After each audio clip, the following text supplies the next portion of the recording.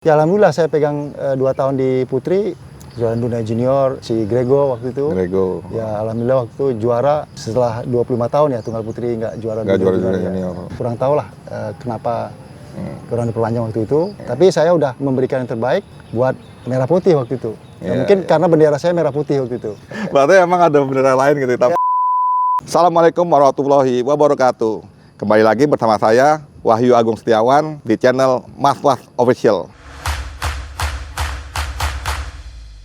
Hari ini kita akan ngobrol tipis-tipis nih bersama sahabat saya nih. Dia seorang juara Asia, mantan pelatih pelatnas, dan dia juga berlalang buana ya, ngelatih juga di luar negeri, dan dia juga pernah main profesional dan sekaligus juga main TRKam. Sekarang sahabat saya ini juga dia mengelola akademinya sendiri gitu. Nah ini dia sahabat saya nih, Jeffer Rosobin. Halo, Lek. halo. Apa kabar, Lek? Baik. Oke. Alhamdulillah. Alhamdulillah baik ya. Nih Pak Esa, jadi kalau manggil Jeffer Rosobin ini nih karena udah saking dekatnya, saya manggilnya ini Alex, karena dulu Alex bilangnya tuh Alex Ferguson gitu loh. Mukanya mirip Alex Ferguson dan kita sama-sama penggemar bola gitu. Iya. Ya, gitu loh jadi. Nah, jadi sekarang kita ngobrol-ngobrol tipis nih sama Jeffer Rosobin, oke? Lek, cerita sedikit Lek, dulu pertama kali masuk Pelita tahun berapa ya? Terus gimana gitu ya cerita? Iya, saya asli dari Riau, ya tahun Riau ya. Iya, saya belajar bulu tangkis justru umur 12 tahun. Bisa dikatakan ya waktu itu Lumayan telat dong ya. Iya. Sebenarnya kan telat juga ya. Tapi saya waktu itu walaupun orang bilang telat, tapi saya punya prinsip saya coba. Nggak ada yang nggak mungkin gitu kan. Kelihatan Jadi, sih. iya. Lo orangnya terlalu semangat kalau gue lihat lagi. Ini luar biasa. Kita nyantai ya ngobrol Iya, gitu. iya. Mudah-mudahan ya dengan semangat itu ya saya coba gitu loh. Jadi sebetulnya yang main bulu tangkis dulu kan adik saya. Oh, adik yang main. Oh. Adik saya, dia kebetulan pas ada pertandingan di Riau, di Pelada lah ya. Jadi bisa ikut latihan di Pelada. Terus saya bisa ikutan juga itu latihan di situ. Saya coba walaupun usia telat dibilang 12 tahun kan. Tapi saya coba, saya maksimalkan potensi saya. Ya alhamdulillah waktu 2 tahun saya latihan ya udah bisa juara di Riau umur 14 tahun. Berarti waktu itu ini ya, zamannya tuh remaja A dong ya. Dulu kan zaman kita kan remaja A, remaja B kan itu kan. Iya kan? Ya remaja. Jadi remaja A saya tahun 90 saya ke Pelita itu. Ke Pelita tahun 90. 90 umur 14 tahun masih 14 tahun. Ya, remaja. Berarti remaja B dong ya. Ya, dulu kan remaja B itu Taruna. Remaja, ya, betul, Ya. betul. Ya. Berarti waktunya lumayan telat juga ya? Iya, ini ya? waktu itu saya pertama masuk sama umur yang 12 tahun kalah gitu loh. Nah, jadi waktu saya usia 14 tahun saya udah juara di Riau, tapi waktu di Pelita diadu sama yang umur 12 tahun saya kalah. Kalah. Itu standarnya dulu. Oh. Tapi dengan tekad mungkin yang lebih kuat lagi, saya coba maksimalkan kemampuan saya ya dengan seperti ya latihannya lebih ekstra gitu ya. 6 bulan saya di Pelita, ya alhamdulillah udah bisa imbangin sama yang lain. Ya, yang lain. Jadi udah hampir setahun di Pelita, saya udah remaja udah bisa di Pelita udah nomor 1-2 itu posisi 1-2. Dan di nasional juga saya udah bisa juara waktu itu. Udah juara ya? Juara, berarti ya, cuman dalam waktu 6 bulan ya di Pelita ya waktu ya? 6 bulan saya udah bisa di Pelita udah bisa ngimbangin teman-teman yang di Loh, dulu itu masuk Pelita itu diambil atau memang daftar sendiri masuk? Saya daftar. sendiri yang daftar ke Pelita waktu itu. Berarti masih reguler ya? Reguler. Belum pusiklat? Belum. Saya dulu waktu itu ya latihan free karena kita dari daerah kan dulu ada Pelita punya program kalau yang di daerah bisa free latihan. Tapi fasilitas yang lain masih belum. Oh, jadi free latihan aja, cuman yang lainnya tuh masih ngekos lah atau apa gitu, tinggal sendiri ya, biaya sendiri lah kalau gitu ya. Setelah 6 bulan itu, saya bisa berhasil ya di Pelita itu bisa ya nomor 1, nomor 2 waktu itu. Dulu barengannya siapa tuh? Ya barengan dulu waktu itu ada Chandra di situ. Chandra, ada Salim. Ya banyak pemain senior termasuk brothers.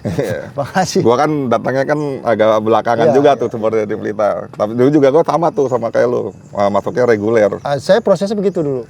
Jadi setelah 6 bulan baru masuk asrama itu. Asrama, prestasi, ada asrama ya kan. Berapa lama tuh pada saat itu tuh di Pelita tuh setelah berprestasi, itu kan masuk pusiklat di asrama, berapa lama tuh bisa ke pelatnas? Saya waktu itu 90 akhir ke Pelita, 93 akhir November masuk pelatnas, dipanggil pelatnas. 3 tahun ya, cepet ya. Ya. Dan waktu itu waktu zaman saya masuk itu saya paling muda. Saya masih 17 tahun waktu itu usia saya kan. Itu prestasinya apa ya waktu itu? Apa Waktu aja itu tuh? saya juara di Aqua, dulu ada Aqua Master. Ya, Aqua Master, Aqua Trophy. Ya, saya juara Aqua Trophy di dulu situ. tuh Aqua Master ya. Ya. Kita antar Purwika, terus waktu yang poin saya paling besar waktu di Indonesia Open. Indonesia Open, saya waktu itu bisa masuk 16 besar. Oh Waktu itu, iya tahun benar, 90, besar. 93 ya 16 besar. Saya waktu itu kalah sama senior saya Ardi. Ardi, lu satu tipe Ya. sama Ardi. Waktu itu saya main dari kualifikasi bisa masuk 16 besar. Dari situ poin saya besar. Itu bagus ya, prestasinya itu dilihat banget ya gitu. Iya. Jadi gini Pak Jeffer ini tipe mainnya ini emang rally dia. Saya tuh paling sebel waktu itu main sama Jeffer. Saya senangnya diserang. Dia tipe rally, saya kasih bola tanggung, bukan di smash, di lob lagi. Males lah saya lah, lemes lah. Kan gitu kan. Jadi kan ini paling gini nih, Pak. Paling bisa dia. Nah, pas-pasan waktu Indonesia Open itu ketemu Ardi juga ya. Iya. Jadi emang idola juga lo ya. Ya, Maksudnya idola. Satu tipe ya kan? Ya, memang waktu itu kebetulan rame waktu itu. Rame juga ya main ya kan? Ya, waktu itu sempat Tapi Lamberset pas set. street set, tapi Street ya set. sempat poinnya juga rame gitu. Enggak, lo nyari menang KO kali leg, bukan jadi leg. Sampai kalah yang kuat duluan, yang habis duluan kan? Sama-sama kuat kan? Mainnya lob. Ya. Memang udah style begitu. Di lapangan ya udah fight di situ kan gitu loh. Jadi dari situ itu langsung dapat penilaian lah ya, masuk pelatnas ya di November itu ya kan? Dapat penilaian tinggi nilainya karena waktu itu kan saya di junior waktu itu kan, masih junior, tahu bisa mengimbangi yang senior, bahkan ini masuk 16 besar waktu itu. November dipanggil di pelatnas. Masuk pelatnas. Ya. Lagi itu di pelatnas tuh berarti berapa tahun tuh, Lek? Saya Dari pelatnas? pelatnas dari tahun 93 sampai 2001. Bulan 3, 21, Hampir 8 tahun. 8 tahun lumayan. Dan Ya. itu prestasi Ya, paling itu prestasi apa? yang Paling spektakuler apa? Ya, waktu itu saya sempat juara Asia ya tahun 96. Juara Asia. Terus final Piala Dunia 96 juga. Ya final seperti Malaysia Open, ya Brunei Open, ya Polandia. Ya kita waktu itu di SEA Games sempat juara kan. Kita sempat bareng. Oh, SEA Games kita 99, bergu ya, sempat bareng, 99 Brunei. Iya, benar. Bareng ya.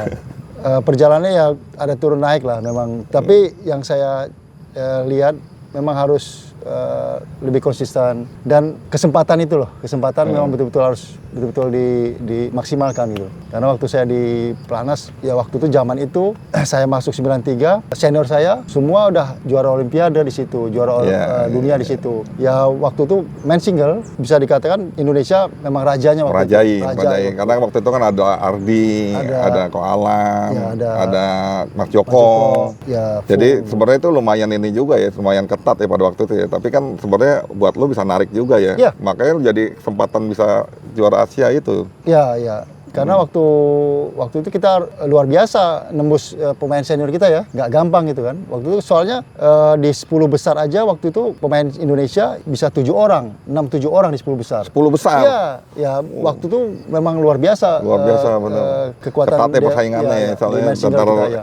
antar Indonesia aja udah ketat ya. Waktu itu juga waktu pertama saya masuk itu 93 itu kita ada tunggal putar itu ada 21 orang. 21 orang. 21, Banyak ya.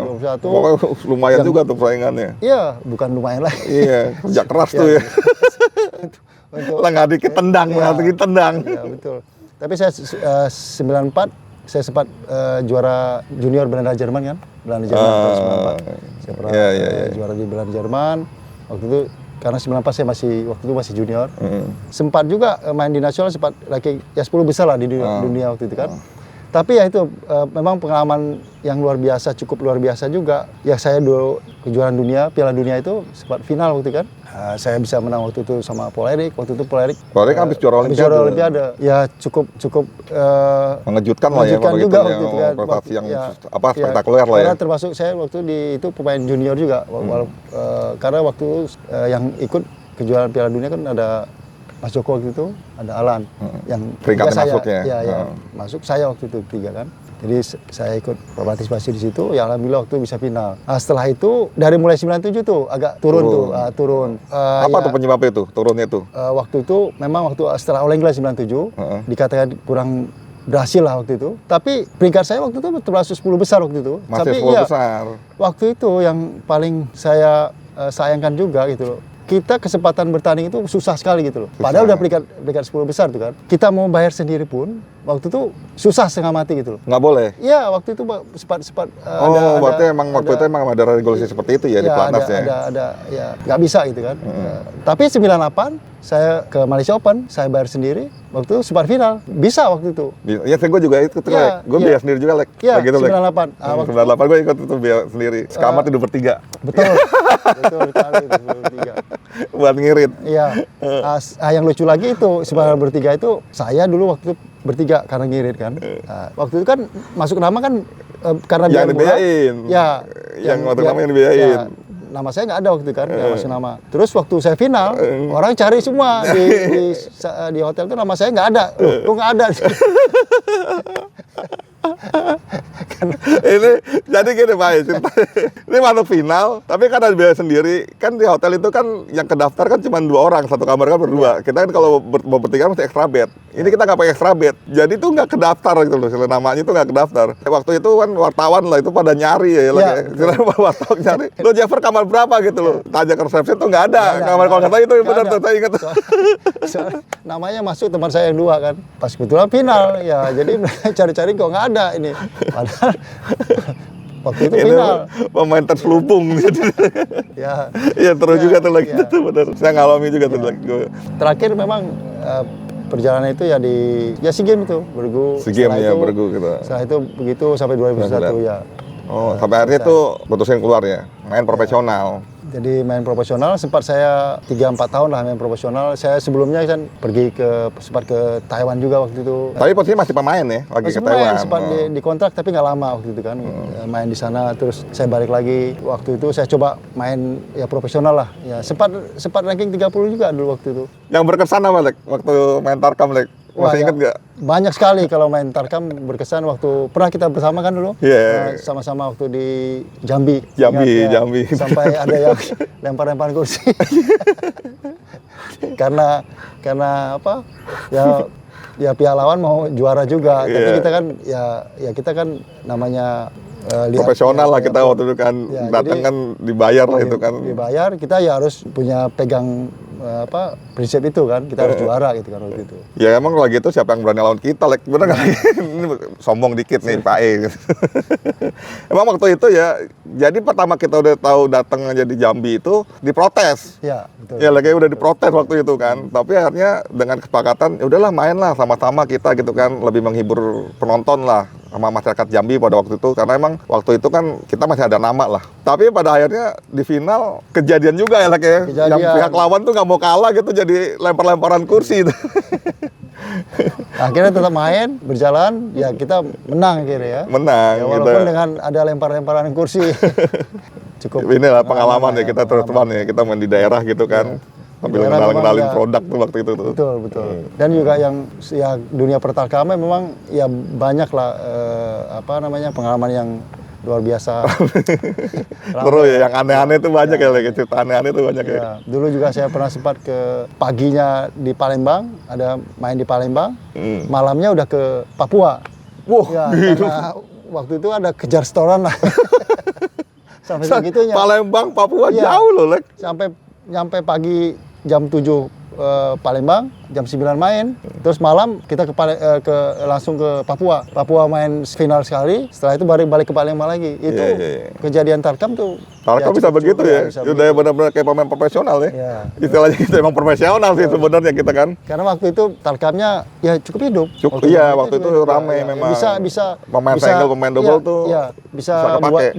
buat hidup lah kalau zaman itu kita main profesional juga bisa. Nah terus dari setelah profesional, terus dari Tarkam terus main profesional begini, kapan mulai itu ngelatih, Lek? Aktif Saya ngelatih? waktu itu sebelumnya saya juga masih suka ke Jepang itu, tapi masih ada seperti ada training camp. Training camp. Nah, sebelum waktu main profesional saya juga ke Jepang, mungkin ya 2-3 minggu. Di sana untuk melatih atau sparring? Ya training camp, ya ada training camp kita juga melatih sparring juga. Oh, jadi manggil itu dari PBSI-nya? Bukan, dia kan dari klubnya, Klub. company. Jadi Company. mereka perusahaan-perusahaan yang seperti klub kita yang di Oh, sana. berarti klub itu dipersponsori sama perusahaan gitu? Iya. Atau perusahaan itu emang punya klub gitu? Perusahaan itu punya klub, Punya jadi klub. punya klub. Jadi mereka di sana juga atas nama perusahaan, karena perusahaan itu sponsor kan. Iya, iya. Nah, jadi Ada liganya ya? Iya, ada liga.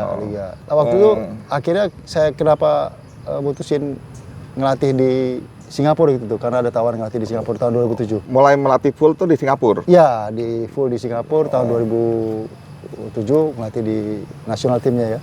Waktu itu sempat 5 tahun. 5 tahun ya di Singapura ya? Di Singapura. Itu megang apa tuh waktu itu? Tunggal putra. Tunggal putra. Ya, tunggal putra. Sempat tunggal putri juga, tapi ya fokusnya lebih banyak ke tunggal putra. Ada yang pernah ngalahin pemain Indonesia nggak tuh, Lek? Waktu itu, Lek? Ada. 2011 kejuaraan dunia, Derek menang sama Taufik. Oh, ngalahin Taufik? Ngalahin Taufik. Dan Dan lagi sebelumnya 2010 kejuaraan dunia junior. Bukan 2010, bukan 2007 apa ya? 2007 apa? Ingat saya, kejuaraan dunia junior di New Zealand. Itu sejarah bagi Singapura juga. Sejarahnya Pak, satu bisa menang sama Indonesia. Menang sama Indonesia? Menang sama Indonesia di 8 besar. Terus semifinal kalah sama Korea. 3-4-nya menang sama Malaysia. Itu sejarah bergu Singapura pertama kali dapat nomor perunggu, walaupun perunggu juara dunia junior. Kalau kayak gitu di luar negeri itu itu nggak penghargaannya bagus nggak sih? Ada ya jadi sistemnya dia bonusnya di akhir tahun. Jadi dia di setiap ada prestasi jadi ada grade-grade-nya. Jadi misalnya juara ini bonusnya sekian. Jadi dia dikumpulin nanti akhir tahun dapat bonus akhir tahun. Kalau di luar negeri itu emang udah enak ya? Maksudnya kejamin gitu ya? Ya kesejahteraan kontrak, gitu. Kontrak jelas. Kontrak jelas. Ya, kontrak jelas. Ya, kita waktu itu udah ada kontrak dari 2007, kontraknya ya jelas lah. Jadi apa yang hak kewajibannya. Kewajiban betul. Dan juga prestasi kita ya ada penghargaan tersendiri lah gitu. Ya oke lah waktu kita di Singapura, saya waktu di Singapura itu ya pengalaman yang cukup luar biasa juga. Berarti berapa lama tuh Singapura? 5 tahun ya? 5 tahun. Lebih dari Singapura? Saya balik ke Indonesia 2012, awal saya buka akademi lagi. Buka akademi yang sekarang ini ya, sampai sekarang ini ya, akademi. Di samping akademi, saya juga selalu suka ada diundang ngelatih di Kanada. Waktu itu bulan Juli sama bulan Desemberan. Jadi waktu itu sebulan, sekitar segitulah. Semua bisa. Bagus ya, like, sana itu ya. Bagus, justru perkembangan badminton Kanada sekarang lagi bagus-bagusnya nih, karena salah satunya pelatih-pelatih Indonesia dan juga pemain-pemain Indonesia banyak yang hijrah ke sana gitu loh. Banyak ya? Banyak sekarang. Jadi mereka dengan sendirinya standar main badmintonnya naik di situ. Sebenarnya kalau di luar negeri, Lek, dia tuh nyari apa sih value-nya itu dari pelatih Indonesia, Lek? Satu yang jelas pelatih Indonesia kan skillnya paling bagus ya. Kalau saya lihat saya bagus dan fashionnya juga lebih kalau saya lihat cara ngelatihnya juga lebih sabar gitu kan. Dan friendly gitu loh. Lebih masuk ke mana tempat lah saya bisa katakan gitu ya. Jadi bisa menyesuaikan gitu loh. Dan juga yang paling bagusnya sekarang saya juga justru pingin seperti di Kanada itu dia punya pertandingan ya. Dia cuma Sabtu Minggu gitu. Pertandingan Sabtu Minggu. Ya, jadi nggak ganggu sekolah. Itu yang saya lihat bagus, sama seperti Jepang juga kan. Jadi Sabtu Minggu dia kompetisi. Itu lingkupnya setempat aja apa? Lokal, nasional juga. Nasional ada juga. Iya. Cuma jadi, Sabtu Minggu 2 hari. Sabtu Minggu. Jadi dia juga kategori-kategori, dibagi kategori-kategori. Jadi nggak semua Jadi misalnya Sabtu Minggu ini dia misalnya kalau kita sebutlah pemula, remaja gitu kan. Nah, jadi nanti next minggu kemudiannya dia. Wah, ini maksudnya jadi satu inovasi ya maksud lo ya, buat pembinaan di Indonesia gitu ya? Iya, saya justru perlu ditiru ya? Iya, karena kita juga harus berpikir ke depan juga. Pemain itu harus sekolah, harus belajar. Jadi nggak bodoh kayak kita lah ya. Kita nggak sekolah dulu ya. Nggak sekolah tapi bonek ya, bonekan ya. Tetap bisa hidup lah. Alhamdulillah. Ya, itulah keuntungannya tuh Pak Ema ini. Misalnya kita tuh dulu sampai sekolah tuh jam 1 jam 3 doang gitu loh. Iya. Benefitnya apa, Lek? Pada lo diundang ke sana, terus lo udah punya akademi ini, ada benefit apa nggak tuh yang lo dapat buat akademi lo? Ya yang jelas, ya mereka luar biasa gitu loh. Maksudnya luar biasa, kesempatan itu betul-betul dimanfaatkan betul ya, dimaksimalkan sama mereka betul. Jadi setiap pelatih Indonesia yang ke sana, mereka betul-betul belajar gitu loh. Belajar. Jadi kita ini sebetulnya udah ada semua ya. Tapi tinggal apa? Motivasi, semangat itu aja saya lihat. Ya. Karena saya lihat di compare, saya kan juga suka ke Jepang, suka ke Kanada itu ya. Ya lihat potensi atlet kita jauh. Ya.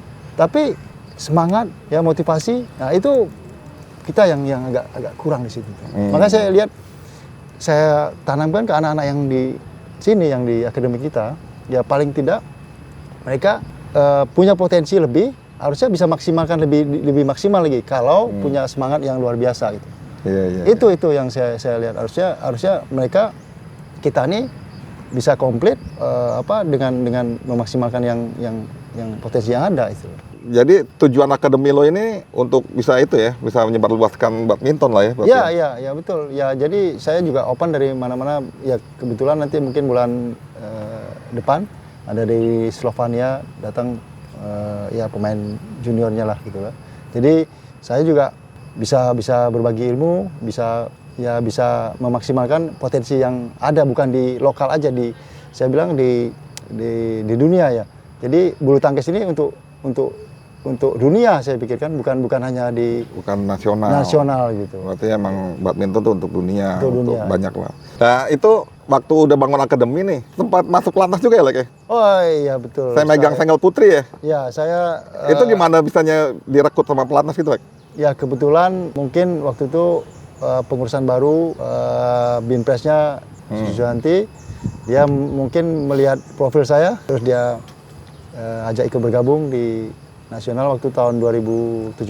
Ya alhamdulillah saya pegang 2 tahun di Putri, ya sempat prestasi lah waktu itu ya. Saya waktu itu di Putri, sempat di kejuaraan dunia junior, saya ikut dampingin si Grego waktu itu. Ya alhamdulillah waktu itu juara setelah 25 tahun ya Tunggal Putri nggak juara junior.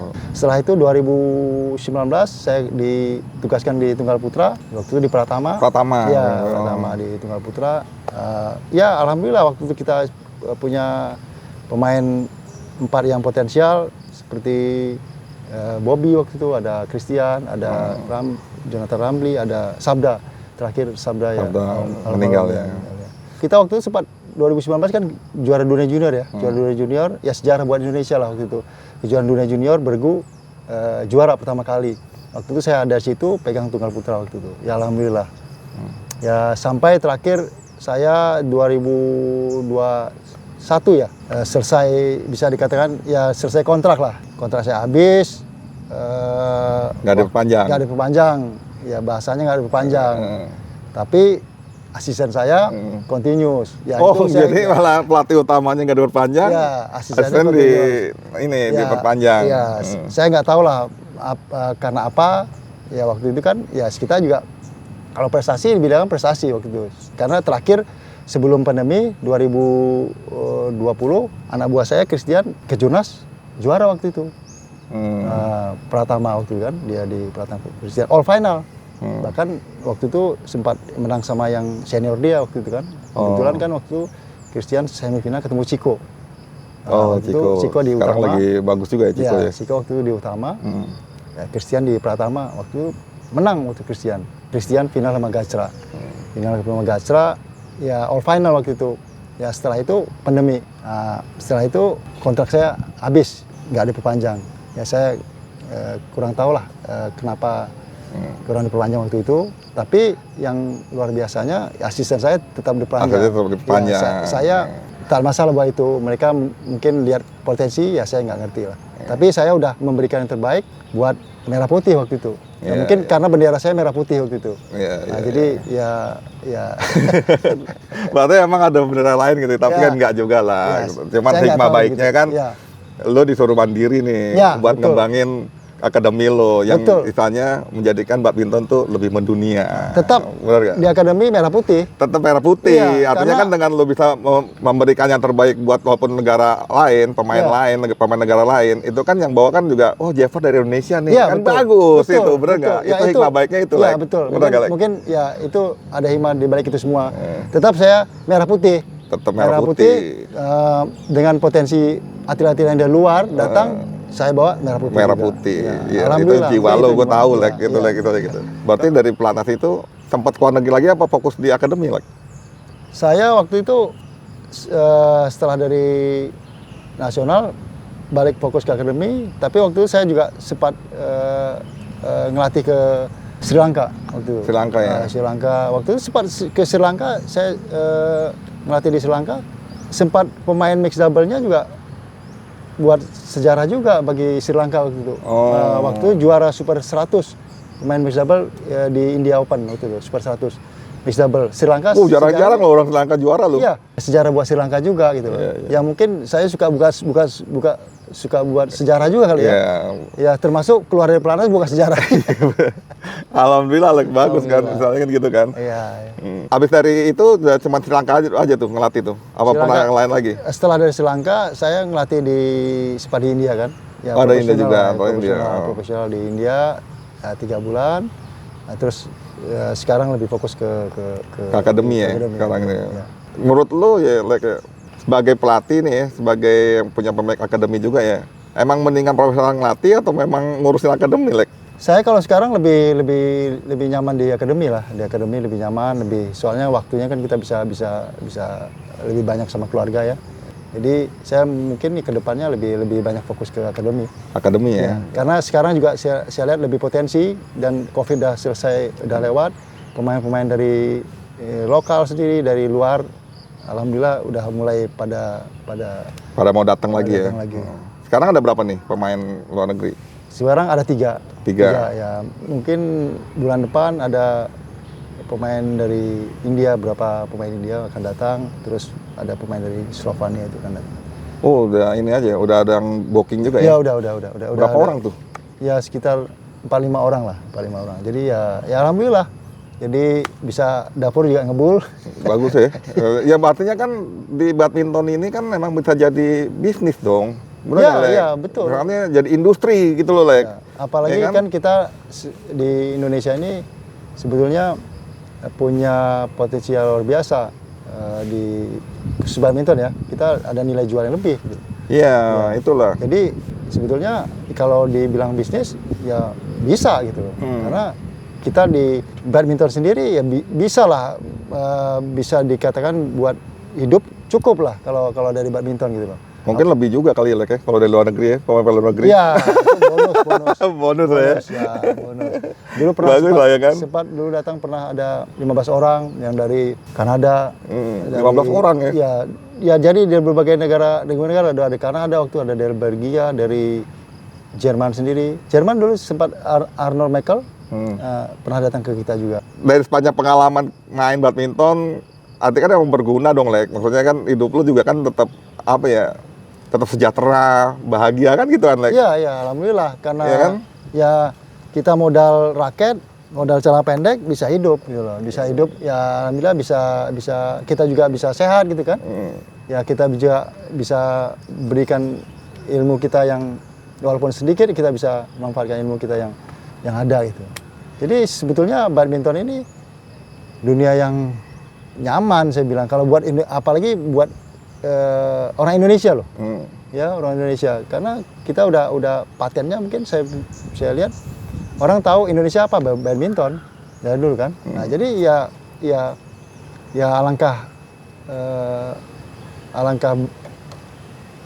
bahagianya kalau kita jadi atlet ya. Ya sebagai atlet badminton bulu tangkis buat di Indonesia loh. Karena orang seluruh dunia mengaku itu gitu. Artinya kan main badminton pun apa ya? Setelah berhentinya tuh tetap bisa menghasilkan kan? Ya, kan gitu kan. Betul, ya. Artinya kan ada nih yang ada sebagian teman kita juga kan kok sepertinya kok kayak apa ya? Setelah main tuh misalnya agak kelihatan nggak berkembang terus nyala-nyalin pemerintah gitu loh, Kan ada juga kan yang seperti kayak gitu kan, enggak. Tapi kan dengan lu seperti kayak gini kan emang sebenarnya kan atlet badminton itu kan atau atlet lainnya itu bisa berdikari kan. Bisa sampai sekarang saya juga kenapa saya nggak bergabung ke klub-klub besar gitu kan. Ya selama ini saya pikir saya bisa mandiri ya kenapa tidak gitu kan. Kenapa tidak? Karena saya ya alhamdulillah bisa memaksimalkan potensi yang ada gitu loh. Tapi betul-betul ya kita juga punya tanggung jawab, komitmen untuk anak-anak bisa berprestasi ya di akademi kita gitu. Artinya prestasinya ini nggak mesti yang lokal ataupun yang ini yang mesti sama-sama tetap harus bisa berprestasi ya, Iya. Soal kan mereka juga semua punya potensi masing-masing kan, punya level masing-masing gitu loh. Jadi ya potensi dan level masing-masing itu kita betul-betul maksimalkan. Ya. Artinya kan skill lo ini jadi bisnis lo lah sekarang ibaratnya gitu ya, Ya, ya. Punya skill ini kan jadi bisnis nih kan. Bisnis, Ditampung bisnis ini yang- kan bagus lah. bisnis Jadi yang- industri juga kan, industri, bagus ya industri. kan. Keren banget nih. Ya, kebetulan saya juga ya sekarang alhamdulillah karena kita mungkin nggak tahu lah, saya yang termasuk paling lama juga saya sama salah satu produk dari 2004 Sponsor. ya, dari 2004 sampai sekarang 2004 sekarang berarti berapa tuh? udah hampir 18 tahun. 18 tahun. 18 19 tahun. Ya, satu produk. Berarti emang lo loyal, Rek, orangnya, Rek. Ya, Iya itulah kan? salah satunya kan. Ya alhamdulillah dia support saya dari susah senangnya bisa berjalan bersama-sama gitu kan. Jadi alhamdulillah support ke saya pribadi, support ke akademi, Bagus ya. sampai sekarang bagus gitu. Artinya memang potensinya gede itu akademi ya. Ya, ya. Ini dari aparel yang lo pakai ini lagi. Ya betul. Ini kebetulan saya ya pakai apparel Jadi ini. semua pakai satu brand Ya, ini ya. Satu brand. Keren. Kebetulan sekarang dia sepatunya udah pakai nama saya juga. Rakyat Oh, juga dipakai pakai nama- artikel. Ya, betul. Nah, artikel sepatu sama itu ya. Iya, Iya, Jadi keren. ya alhamdulillah gitu loh. Jadi bisa produk pun bisa berjalan, saya pun bisa bisa dapat kebantu di situ juga gitu loh. Jadi nggak usah takut lah kalau mau main badminton ya fokus 100%, mudah-mudahan bisa ada masa depan lah. Masa Jadi depan. nggak usah khawatir. Nggak usah Nggak usah khawatir. khawatir. Dan tapi saya juga ya harapkan juga kalau misalnya ada kompetisi itu supaya bisa semua berjalan. Ya kompetisi mungkin Sabtu Minggu itu coba Dijalankan gitu ya, dari dipikirkan ini lagi ya, untuk kedepannya lah PBSI gitu ya. Biar mereka bisa sekolah juga, anak atlet ini dia juga bisa berprestasi gitu. Mungkin nggak sekarang tapi ya kita juga bisa pikir ke depannya. Pesannya apa nih, Lek? Buat apa ya, orang tua atlet lah atau mantan atlet nih supaya bisa Iya, kalau bagus lah. kalau Coba saya kasih bilang ini lah, kalau- kasih pesan ke penonton Ya ini channel gua. kalau saya bilang kalau menggeluti suatu olahraga atau bidang yang mesti betul-betul full 100%. Jadi jangan setengah-setengah. Mau di pendidikan, mau di olahraga, kalau betul-betul 100%, ya mudah-mudahan pasti ada masa depan lah. Jadi jangan khawatir. Dan juga kamu harus lebih berani, mandiri gitu. Maksudnya potensi kamu yang ada itu kamu betul-betul maksimalkan gitu. Jadi jangan takut nggak ada tempat gitu. Semua pasti ada, semua manusia pasti punya kelebihan itu. Jadi potensi kelebihan itu kamu betul-betul maksimalkan. Pasti ada jalan. Ya pasti ada jalan, betul. Tapi dengan catatan kamu betul-betul punya prinsip, ya punya semangat yang luar biasa. Oke nih Pak E, jadi ya intinya nih dari Jeffer nih, sahabat saya nih, pada saat kita menggeluti satu skill, satu profesi, itu kita harus fokus dan totalitas lah. Di situ nanti kita akan menjadi yang terbaik dan pasti akan terbuka terus jalannya sampai istilahnya kita nggak berkarir lagi di situ. Dan skillnya ini, ilmu ini akan terus kepake. Dan terus ini, Lek, coba boleh ini, Lek, sharing kalau pengen gabung apa sama akademi lo, Lek. Ya silakan. Jadi kita di akademi latihannya full. Jadi dari Senin sampai Jumat kita full pagi sore. Jadi Sabtu setengah hari biasalah ya, weekend setengah hari. Jadi kalau mau bergabung di akademi saya, silakan. Kita ada di Cibubur. Ya di Cibubur, mudah-mudahan ya bisa berprestasi melalui di akademi saya gitu loh. Ya, jadi silakan datang di akademi saya di Cibubur, Rosobin Academy. Jadi sekarang ada pemain lokal dan ada pemain internasional. Jadi beberapa pemain profesional yang fokus latihan di akademi saya. Oke, Lek. Oke. Terima kasih banyak, Lek. Wah, thank you Terima banget kasih. nih udah ngobrol-ngobrol banyak nih sama lo nih. Ya, Walaupun sama-sama. tipis-tipis nih kita Juli nih. Sama-sama. Thank you nih. Makasih banyak nih buat ini gua. Oke, sip.